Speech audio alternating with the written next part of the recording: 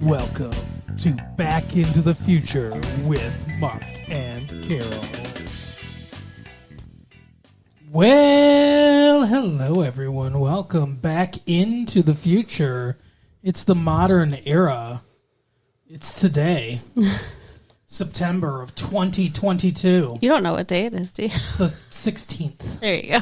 It's the day before my daughter's birthday, 2022. It's also the day before the 10-year anniversary of when we met. That's true. Well, 10 years. Yeah. I mean, 1994. But welcome to our Patreon exclusive content, all you wonderful little Patreoners. If you can read the title, we're talking about, speaking of 1994, we're talking about Clerks Triple. Yeah, it's kind of funny that Clerks came out the same year we started our show. I planned that. We were able to do Clerks. That's right, we did Clerks. We won't be able to do did Clerks 37 Clerks, right? 2 for a long... Hey, now. No, it's Clerks 2. I don't remember when that 2006. came out. Oh, holy shit. Yeah, I don't think we're going to do Clerks 2, probably. Well, I don't know. We'll see. We've talked about when we're going to stop doing the podcast that we've already recorded 25 years ago. When we're going to stop releasing the tapes from 25 years ago. Right. And, I don't know, 2005's a year that's been bandied about. That's the end of the... honestly, apparently 2022 would be a good year to do it. Why? So 2047. I don't think we could go past when we started, which was 2019, I believe. Yeah. Or 2018. 18, I think. Yeah. Well, it was 25 years ago, 94, so it was 19. It was 2019. Yeah. So I don't think we could go past that. But I can't imagine that we would do it for 25 full years. I'd be almost 70. Yeah, I doubt podcasts will even be a thing then. No, I don't know when we'll stop doing it, but I don't know, 2005 seems like a decent stopping point. Well, we talked about when does Dawson Creek end, because that's when I said we should stop. Dawson Creek! I believe 2005. I said there are things in 2005 that I want to talk about. Mm-hmm. 2005 is when the last prequel movie of Star Wars comes out. Or 2004 maybe it comes out. I don't remember. One of those two.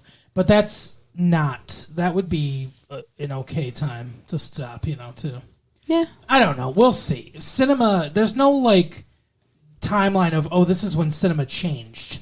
Because, going in the 90s, we're talking about an era that Clerks grew up in, an era of small, as Kevin Smith says in his direct to the audience, thank you for going to the theater. By the way, it was us and I think one other couple in the theater. No, there were a couple groups of people back there. But it wasn't a lot. No. Well, it was a very small theater. There was only 5 rows of seats. Yeah. And they weren't full. No, not at all. Not even, I said, there was probably 6 or 7 of us. Right, yeah, probably total. And that was Friday night. Right, exactly. And so, yeah, it doesn't speak well for the movie here. But, we're talking about an era of films in our other show where it's independent movies, big idea movies. There's a lot of just a diversity of films. Yeah.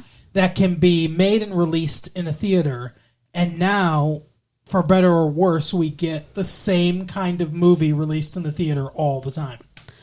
Yeah, it seems that way. Big comic book movie, big action movie, whatever, big budget, needs to make $1 billion. Mm-hmm. Those are the movies that get released in theaters anymore. Everything else gets, put over on, video on demand, streaming, and all that stuff, which is sad. Especially going back to it in our other show. Not that all we talk about here on Patreon is our other show, but it was a beautiful era of film, and I don't know exactly when that ends. Well, I mean, I don't know that the going to the theater didn't end when the beautiful movies ended. It ended when the pandemic started. And but it's like people aren't willing to take the risk of going out in a crowd unless it's something big. But even before that, there were just these kind of movies released in theaters. Even before the pandemic. You think? Oh, yeah. Reboots, big budget movies, sequels, stuff like that. That kind of started, I don't know exactly when. 2010, somewhere in that neighborhood, I think, or something like that. So, I guess. Anyway, speaking of this film, I suppose before we kind of get into the movie proper, why don't we talk about our individual, not our fictional, 25 years ago we watched this movie together. We went to the main art theater and watched it when it was being shown at the main art theater for the weekend that it got shown there. Because that's not how I actually experienced Clerks. Let's talk about how we came to this universe, the Viewisk universe, and how we kind of grew, Sure. Okay, well, I was 12 when Clerks came out. So... I was 14 or 15, depending on when it was. So I definitely did not see it in the theater. I didn't see it until I rented it on video a couple years, probably, probably about 2 years later. And I fell in love. And then saw Chasing Amy and fell in love even more. I think I saw Chasing Amy maybe even before I saw Mallrats. Like, I was behind on things. Yeah. And I didn't see any of the movies in the theater until I think I saw Dogma in the theater. Okay. Think. And then when you saw Clerks, did you fall in love and were like, I want to, Yeah. I remember. I'm sorry, I think I heard a knock on the door. Come in! And you thought we weren't going to get interrupted. It's our children, everyone. Well, it's our one child at this point. Yes, dear. Well, I knew who it was. I knew which child it was because it's like she's such a fame whore. It's like she can feel that we're recording something. Wait, I wanted popcorn. You can have a little bit more, but since you just, ate, don't eat too much popcorn. And then I told you need to get in the shower. I will after I eat popcorn. A little bit. Don't eat it all. Get closer to the microphone so they can hear you better. I love Say how she comes up to the microphone. Hi. Hello, everybody. She's our little content creator.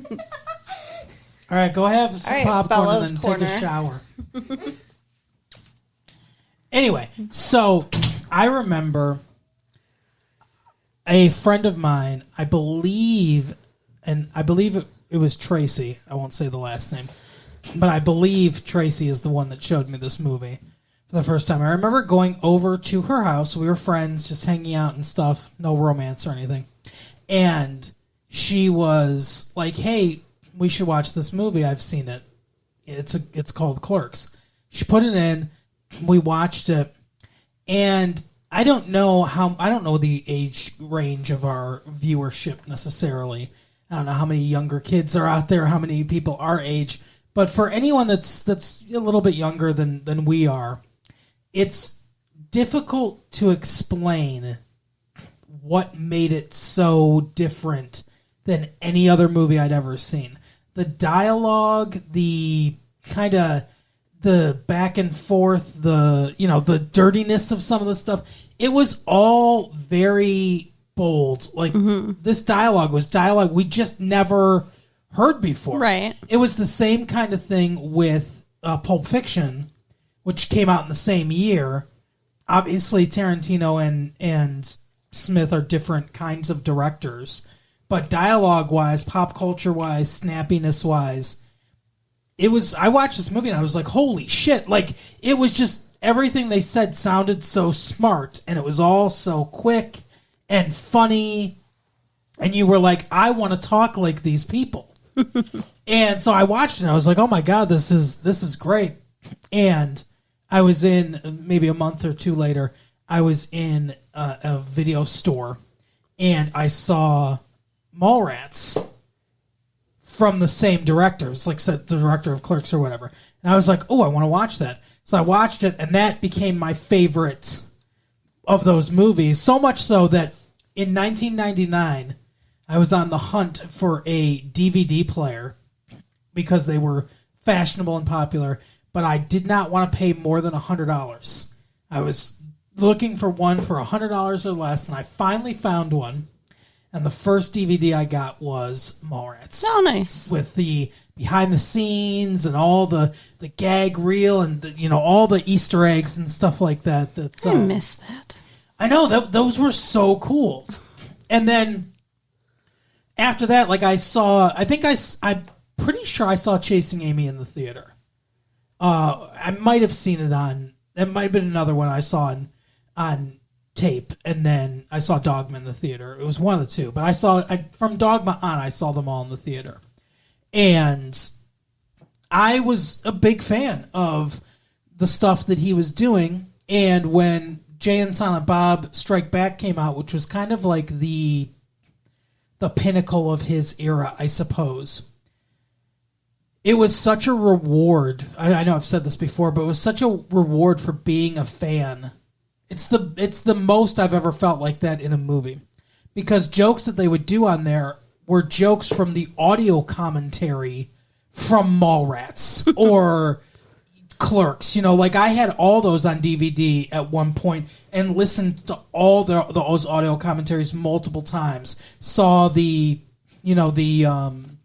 behind the scenes and stuff, and there were jokes from that, like inside jokes from that, and I felt like I was a part of something.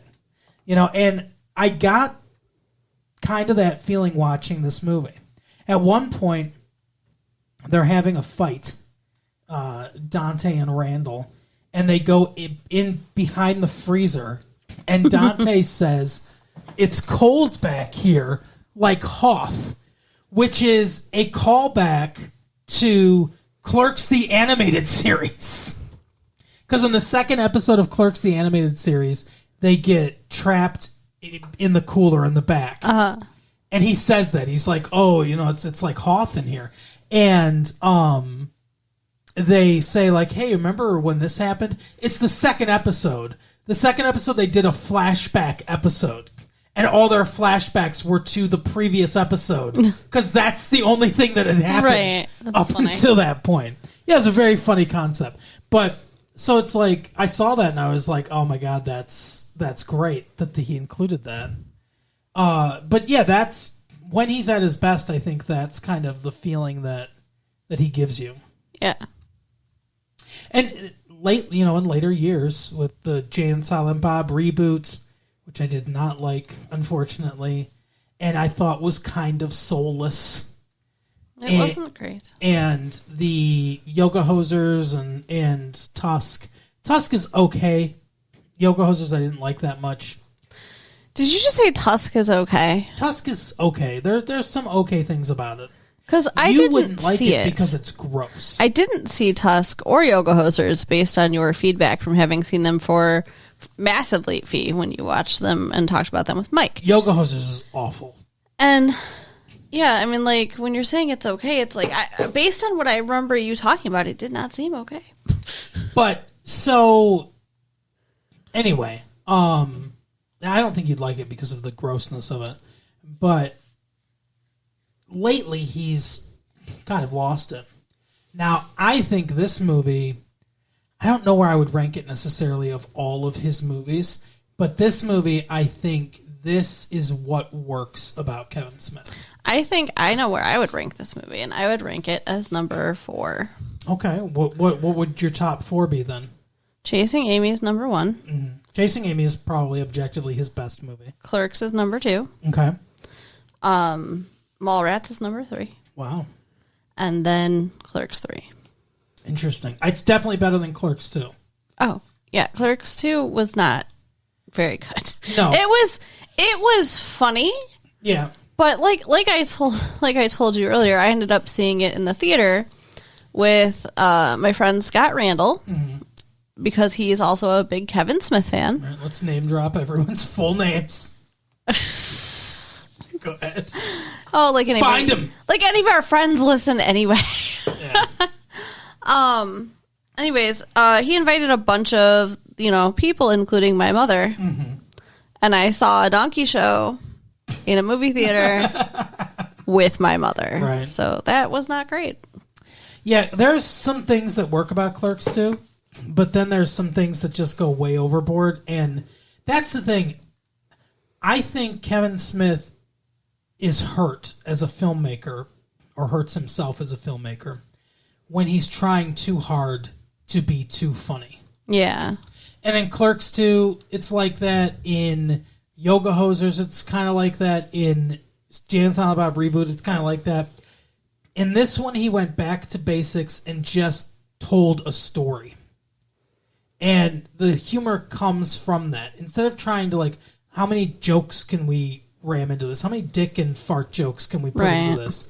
Instead of doing that, he lets the humanity of, the absurdity of humanity come out.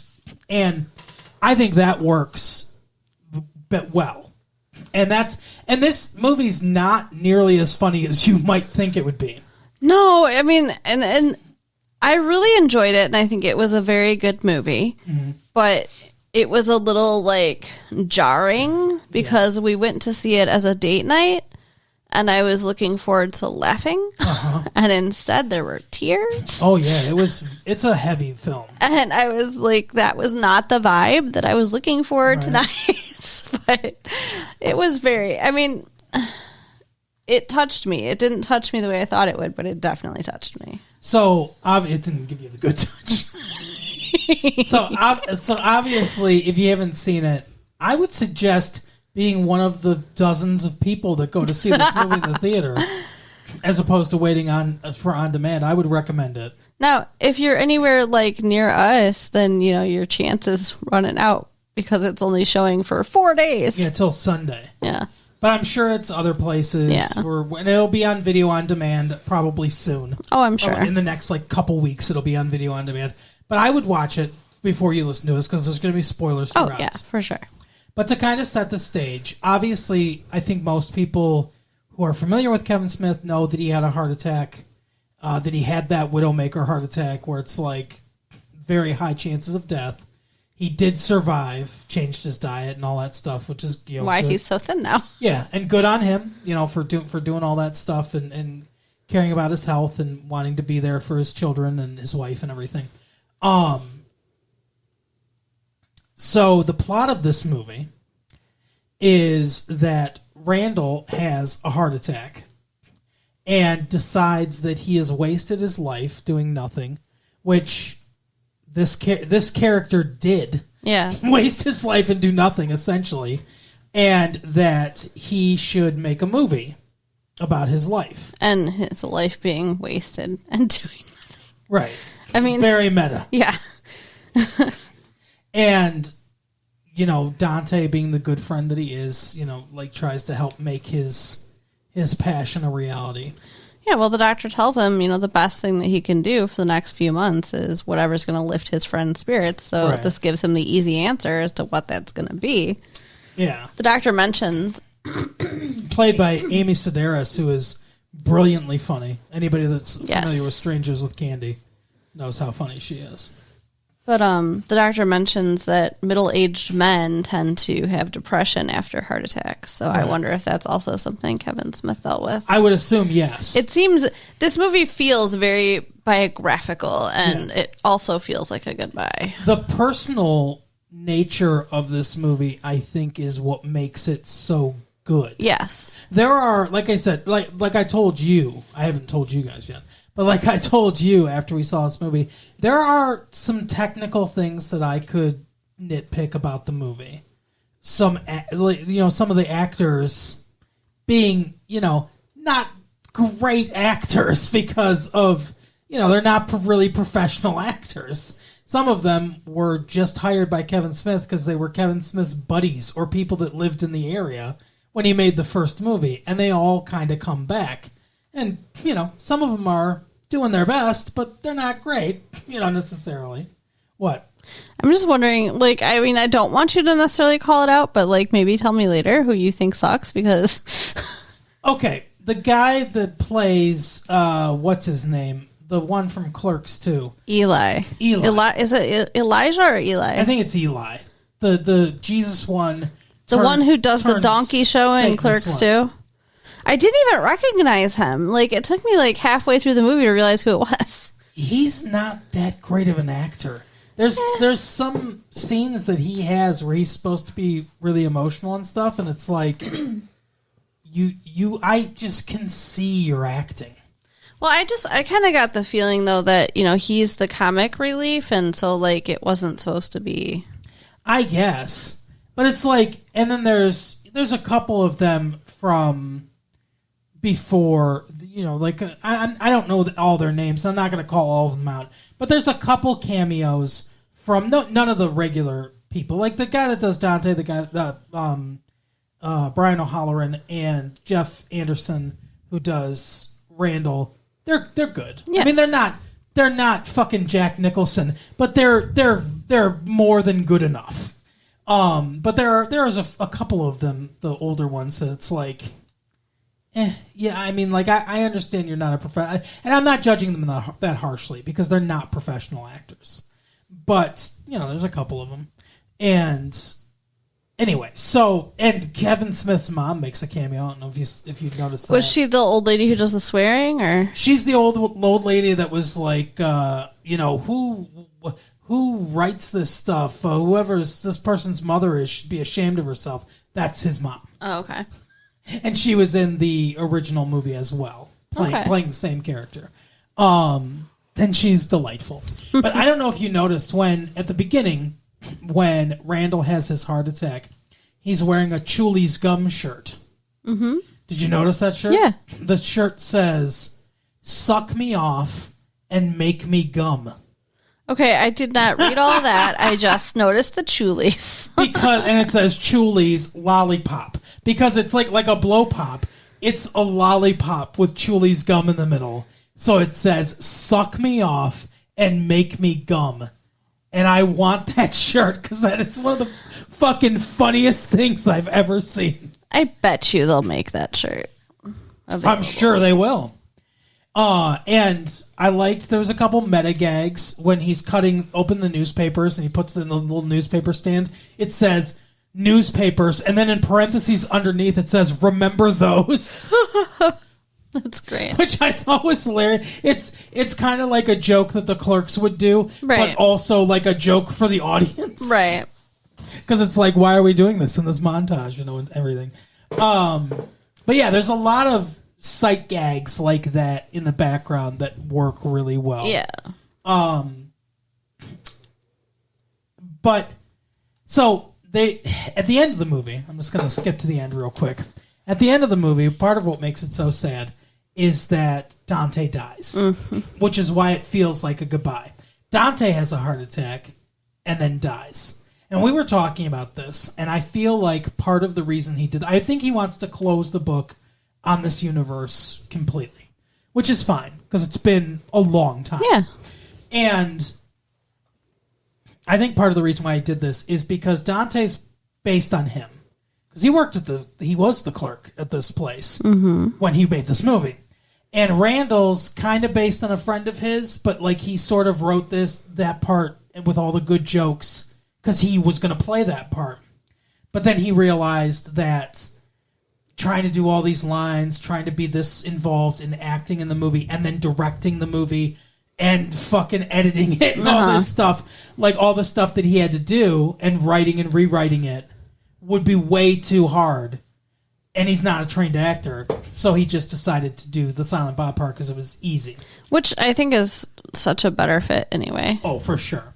So they gave it to this guy. So, Jeff Anderson. So, these two characters are sort of his two identity characters. Right. Right, like different parts of his personality and all that stuff.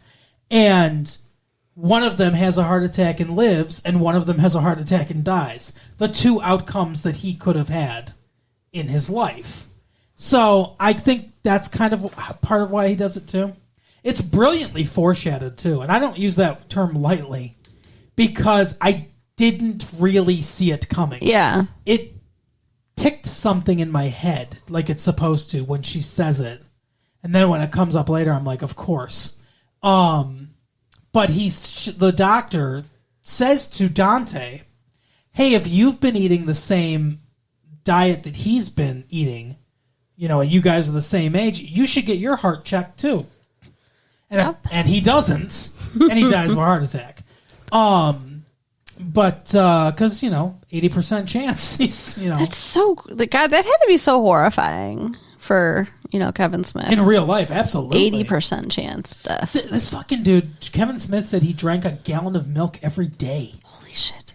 Like, what the fuck? Why would you do that? I don't know. That's like suicide. Yeah, but so now obviously he's much better now with his diet. He's totally vegan and everything now. So one thing I wondered while we were watching the movie was, and now that we've been talking about it, I'm sure it probably is accurate, but I was like, would it really be like this where they were talking to him while they were doing the catheterization and everything? Yeah, I was wondering that too, because I don't know if that's a thing where you're awake during cardiac catheterization. I believe it is, because like they wanted to do one for me many years ago.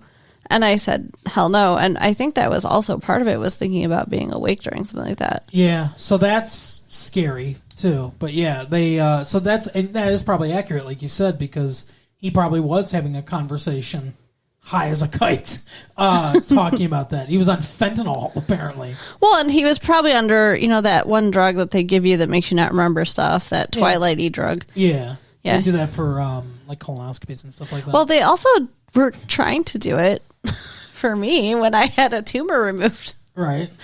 And apparently I would not hold still. Oh, okay. So they had to put me all the way out. Oh, gotcha. All right. Isn't that messed up? That is messed up. Like, can you imagine him just on the table like, hey, I'm not gonna hold still. You're cutting me. Fuck you. Wow. I have no idea what I actually did in there, but yeah, because you were on medication. But they were like smiling and like, oh, you just smiling, holding still. knives above you. No, I was just saying, like, when I asked them, they're like, oh, you just wouldn't hold still, and there was like this smile, and I'm like, what did I do? That's hilarious. It's probably trying to fight a bitch, right?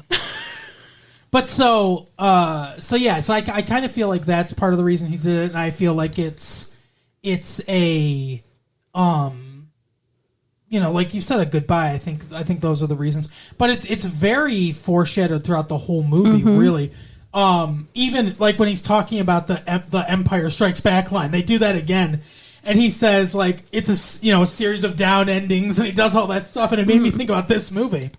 It's like, yeah, this is kind of his Empire Strikes Back or whatever. Yeah. So Rosario Dawson's character Rebecca dies while she's pregnant. This all happens before the movie. She dies in 2006, so I guess shortly after they got married and she got pregnant. Shortly after the end of Clerks 2. Yeah, basically. but while she was still pregnant. Yeah, drunk driver hits her, she dies, and obviously the baby dies.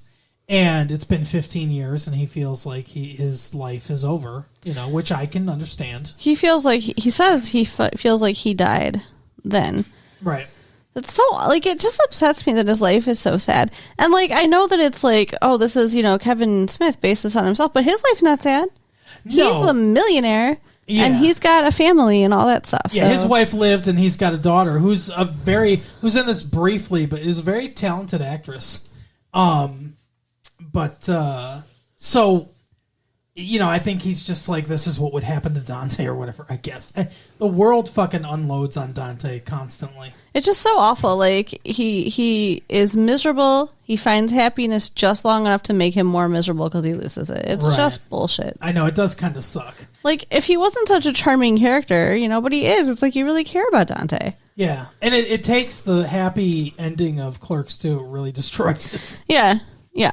Like, I kind of want to watch Clerks 2 now again so that I can see the happy ending and then be sad about what happens next. Well, on the good news is that we do own the DVD. Yeah, that's true. The bad news is that we have no way to watch DVDs anymore. No, we do. We've got a DVD player. We do? Yeah.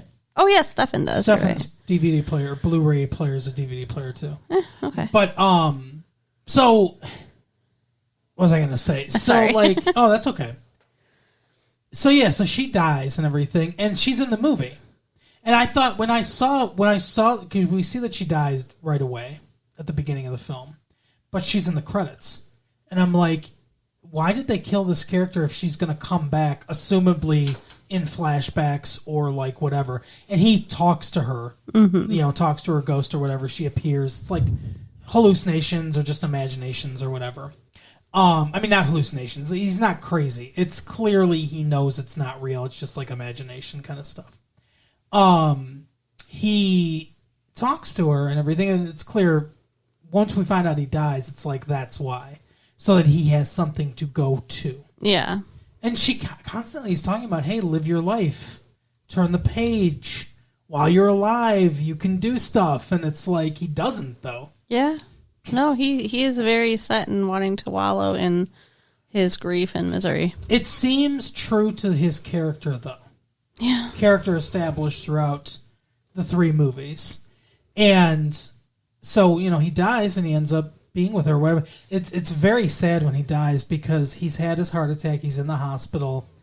And he's had a fight with Randall. Randall comes and shows him the movie. And it's clips of Clerks. Yeah, I didn't love that part. Like, it was, in some ways it was cool because it's cool to see the clips of Clerks, but they were making a movie. Yeah, it should have been him when he was older. Yeah, we saw them filming the movie. They should have used clips of the updated stuff. Right. They could have even, stylistically shown him young and then, do, a little effect, like a strobe effect or whatever, and then show him old. Yeah, like a recreation. Exactly. Like he's seeing the movie and then it's going back to when he was younger. Yeah, that would have been cool. Like he's reliving it kind of thing, right? And they could have done some kind of technique to make it look like that. But anyway, he's in the hospital bed and then they cut and he's in a movie theater watching it and Rosario Dawson's there and they hold hands and stuff. I'm going to cry again talking about it. And, he's like, it's the best movie, whatever. Basically saying his life, he was happy with his life. And then he goes off and dies, right? So that was the saddest part to me. Mm-hmm. Was kind of but he gets a kind of closure too. Yeah. They also talk about and this works as an in-joke and also foreshadowing. The one guy comes and he's got a gun and whatever, and Dante's like, what the fuck? And he's like, oh, there's not a lot of action in the movie, so I figured, you get shot, when this guy tries to rob the place, which was the original plan. Yeah. And then, he wisely scrapped that or whatever. And he's like, well, you're just going to kill me in the third act? And he's like, what if we make sequels? And he's like, what am I, a hack? Which is funny. But that's also foreshadowing because Dante dies in the third act of this movie. Yeah. So yeah, it's there's a lot of kind of preparing you for it throughout the film. Yeah, and it was very emotional to watch it.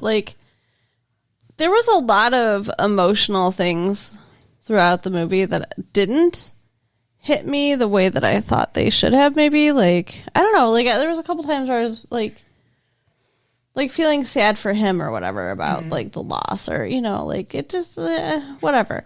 But the end, when he's dying, that's when it really got me. Well, and the thing too is there's a lot going on in this movie. Yeah. The last shot of the film is his daughter, Harley Quinn Smith, going through the milk. It's oat milk now, Oatly, but she's going through the milk, being the milkmaid, looking for the date that's never going to end or whatever, right? His mom was that person, and that was the last shot of Clerks. Oh, okay. So it's the cycle keeps going, generations, there's a lot of messaging like that in there, but it's also I don't want to say a funeral or a wake, the movie, for an era that no longer exists. Yeah. And that makes you think about your own mortality, your own youth, and that's the deep down kind of hard part about it is being nostalgic for the time period that we're doing the podcast in and how that world doesn't exist anymore.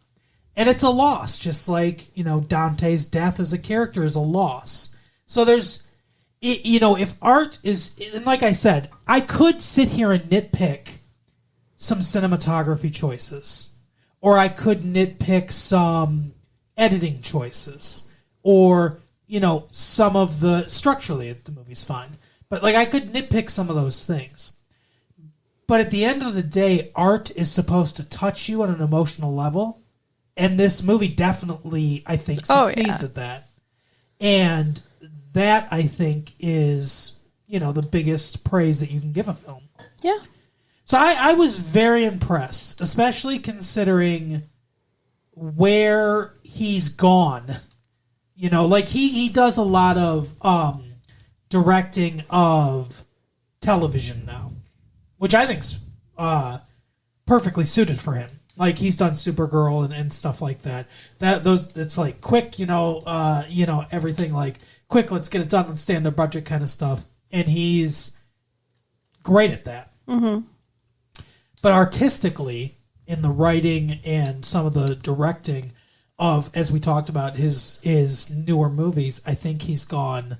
Especially, I was really disappointed with the Jay and Silent Bob reboot, because that's one of my more favorite movies of theirs, is Jay and Silent Bob Strike Back, and that just really failed on so many levels. When the idea of it could have been great. So I was really surprised at how much he hit this out of the park. Yeah, it was definitely a movie for us, our generation. Yeah. I don't think our kids could possibly get in. I mean, not obviously our kids are too young, but I mean, even Ava, who's 17, I don't think she would get anything out of this movie. Teenagers now, this would not be their Clerks. Nah.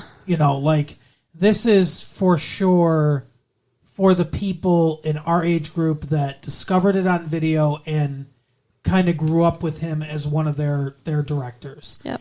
And yeah, it's, and I think that's kind of, his daughter being that person at the end of the movie. I think it kind of speaks to that. They'll have their Clerks. It's just not this movie. And it's not Clerks. Somebody else will come along and make a movie of their generation. And hopefully, anyway. And, or maybe not. Maybe that world is gone. I don't know. Artistically, like I said, there are so many things. It would take us for a long time. There are so many things underneath the surface that are going on in this movie. It's a very deep film. I think YouTube is their Clerks. I think they all have their 5 minutes now. That's true. Yeah, and they all tell their stories. So it's a very different world. Yeah, for sure. And I mean, I don't know, that it's good for them, I guess. Mm-hmm. That it's they're going to define their world with their medium.